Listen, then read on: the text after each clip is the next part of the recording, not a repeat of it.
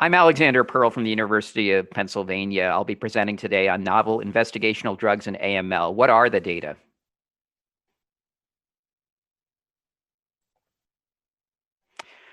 So in this talk, I'd like to summarize recently presented data that have come in the last year, primarily from meetings or recently published data that show the role of investigational drugs that are either right at the cusp of coming into clinical practice or inform our choice of therapies for available drugs. Hopefully this will give a highlight to where the field is going in AML, and it's been moving pretty fast. So I hope that I can highlight some recent data for combinations, new applications of drugs that are already available, particularly with an eye for combinations, and new indications of drugs such as maintenance therapy in AML, which is emerging as potentially a very important part of treating patients, particularly those who can't go on to transplant. Lastly, I think it's become clear that personalized therapy is already here and in the mainstream for AML, and any way that we can further personalize our care, we want to do so. So I'll try to keep an eye towards those areas where we can do this for our patients.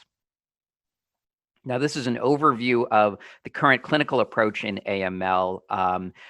Incorporating the treatment approach for all patients walking in the door with a new diagnosis of AML. And we can largely lump this into two groups: patients for which we would give intensive chemotherapy or non-intensive therapy. And a question of how to sort patients into one versus the other would be an entire talk, and I'm not going to cover that today.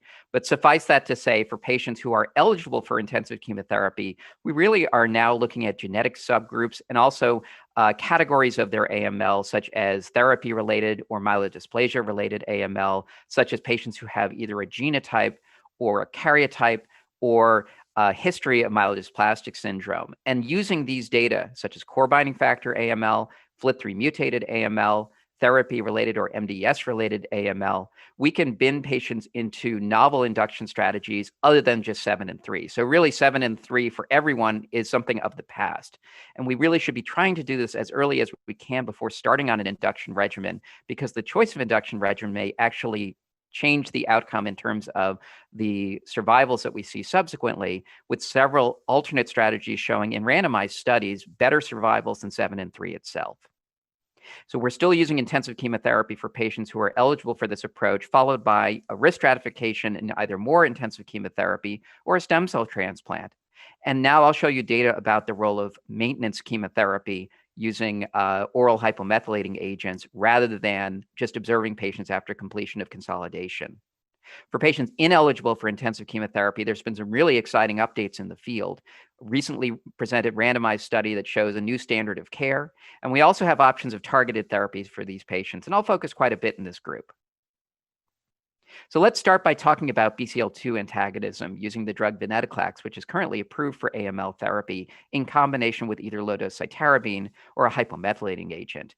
Bcl2, as you know, is an anti-apoptotic protein that sequesters pro-apoptotic proteins such as Bax and Bim and keeps these from inserting into the mitochondrial membrane to initiate apoptosis. In doing so, it renders leukemia cells resistant to the effects of chemotherapy and more likely to survive in their presence. We think this is one reason why AMLs do relapse, and we think that targeting Bcl2 would be an important way to circumvent this mechanism of resistance and enhance sensitivity to chemotherapy. This has been shown clinically through the rather dramatic response rates and really quite impressive survivals in patients ineligible for intensive chemotherapy that were published by Courtney DiNardo and colleagues in the past year, showing that the addition of a hypomethylating agent here, either venetoclax plus decitabine or azacitidine, led to rather impressive response rates and survival in this group that is not fit for intensive chemotherapy. And a median overall survival of almost 18 months was seen on this study, which is really quite impressive for this group. But is it better to combine venetoclax with a hypomethylating agent versus that hypomethylating agent alone? The only way to answer this question is through a randomized study.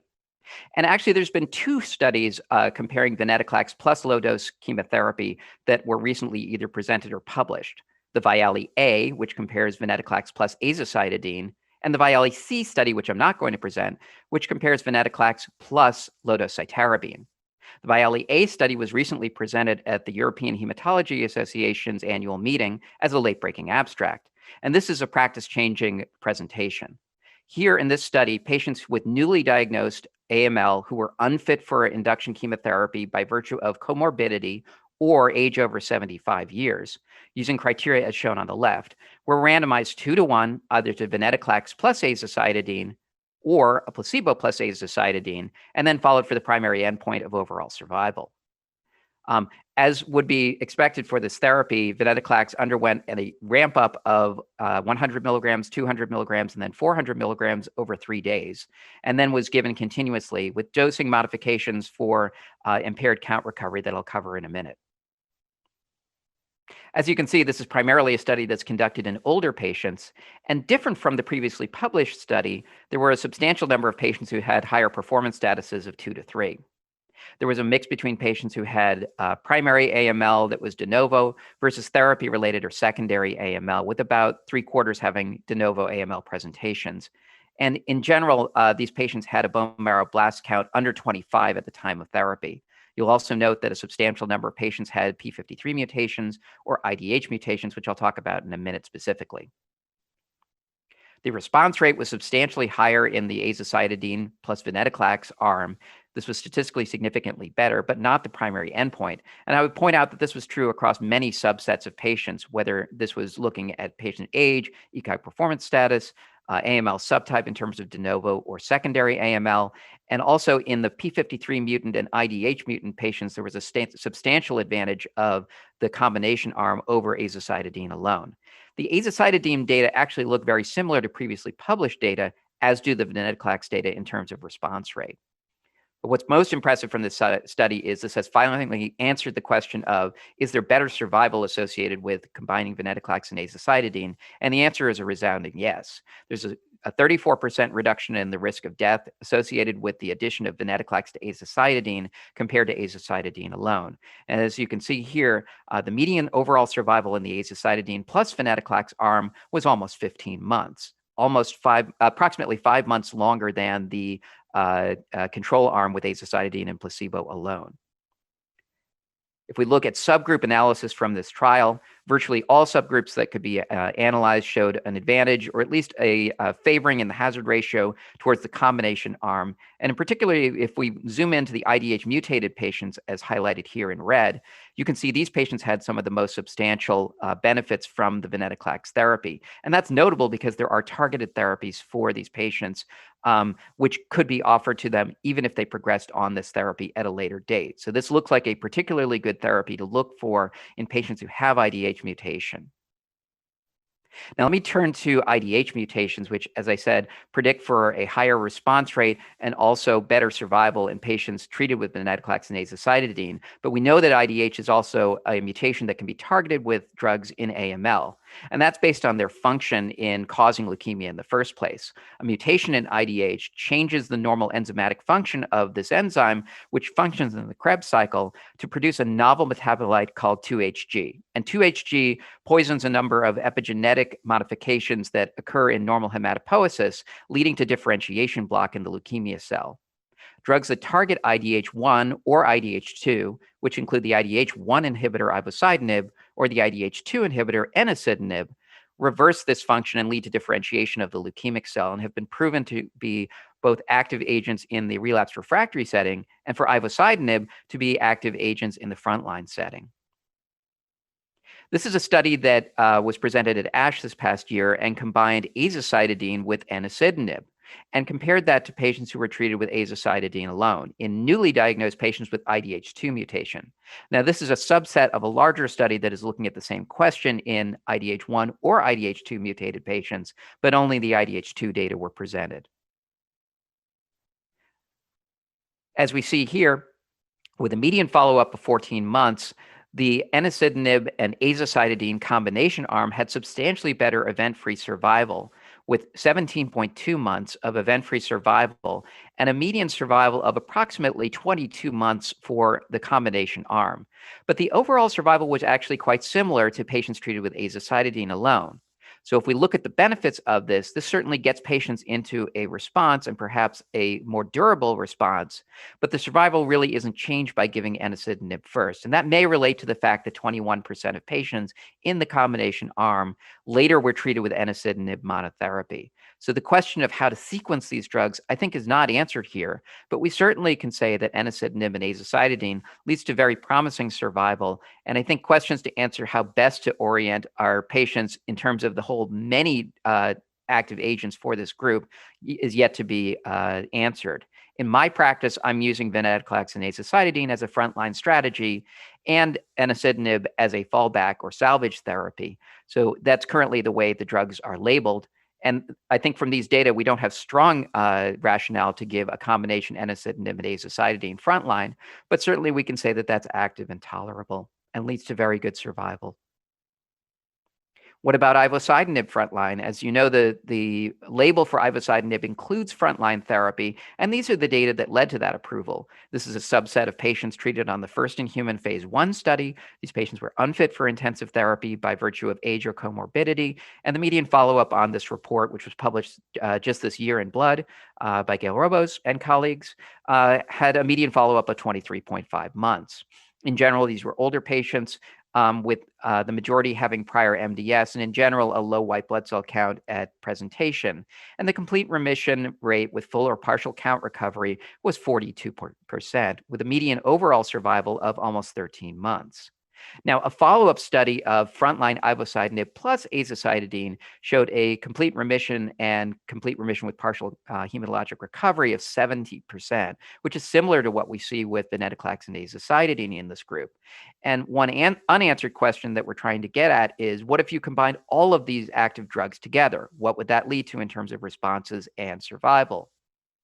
Well, this was recently addressed in a phase 1 study that's still ongoing, and we have a little bit of data on where this is going in the field. Patients on this phase 1 study who were over the age of 18 and had an IDH1 mutation and either had relapsed after prior therapy or were unfit for intensive therapy. And also patients with high-risk MDS were allowed to be treated with a combination of ivosidenib and venetoclax. Any subset of these patients will be treated with all three drugs, ivosidenib, venetoclax, and azacitidine. I would note that this is a phase 1 study for the reason that there's a drug-drug interaction between ivosidenib and venetoclax, which may warrant a higher dose of venetoclax. And that's why this should really be done on a clinical trial with careful collection of safety data to make sure that this is the optimal approach. But the early response data are really quite promising, and they're shown on the right. As you can see, all patients enrolled to this study had some measure of objective response with a composite complete remission rate from the study of 90%. This study, if we look at the disease groups, was open to both MDS and de novo and secondary AML. And as you can see, with a response rate this high, we're seeing responses pretty much across the board.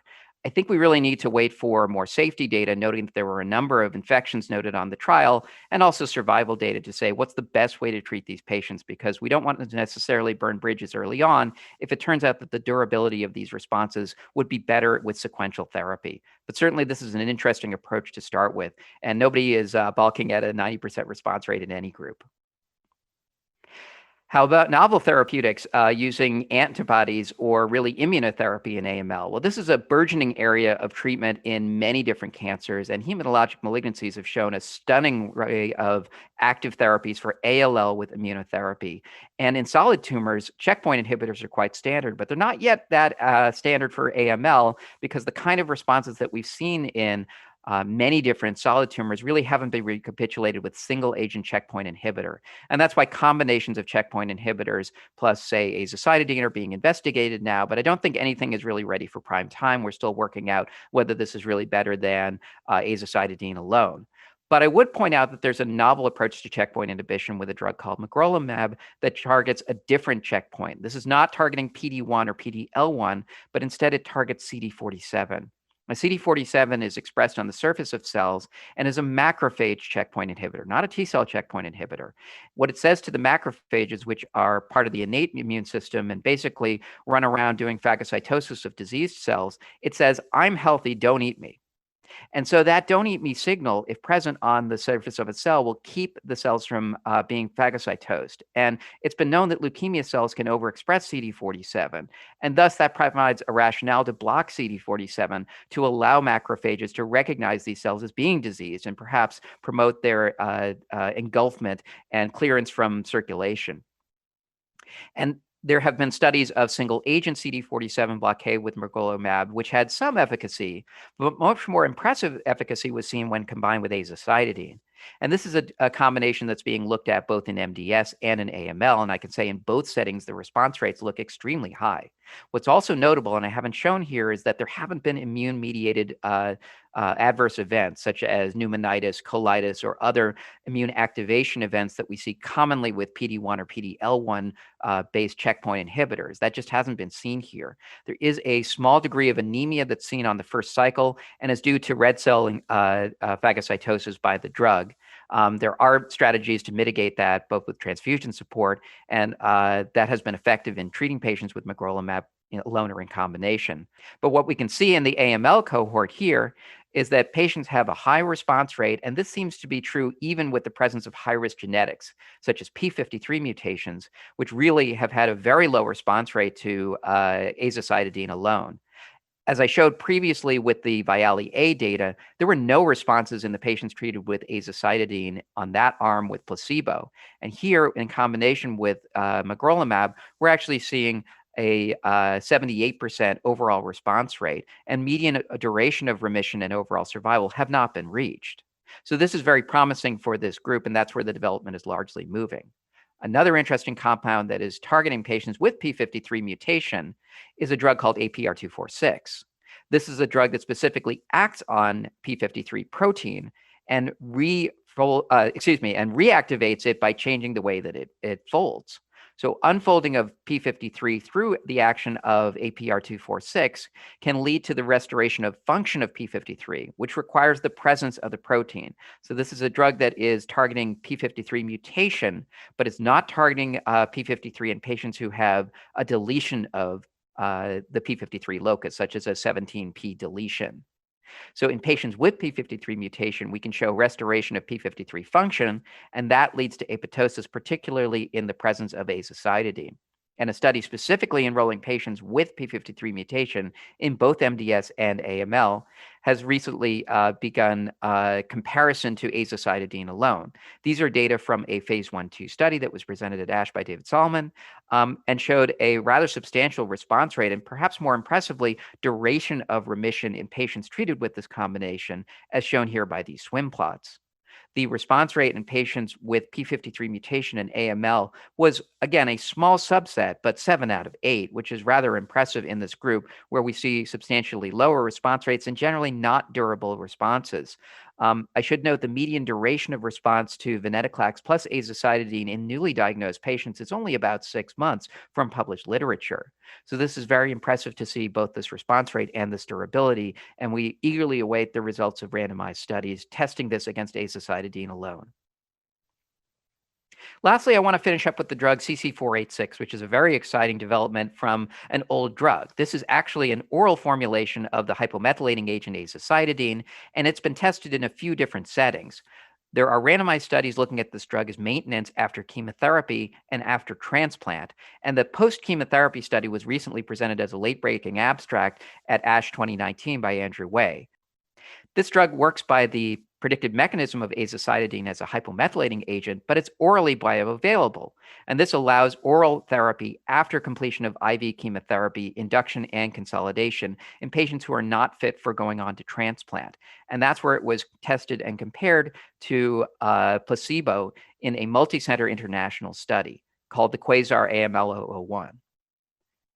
Patients were randomized 1-to-1 within 4 months of complete remission and stratified by age, prior MDS, and cytogenetic risk.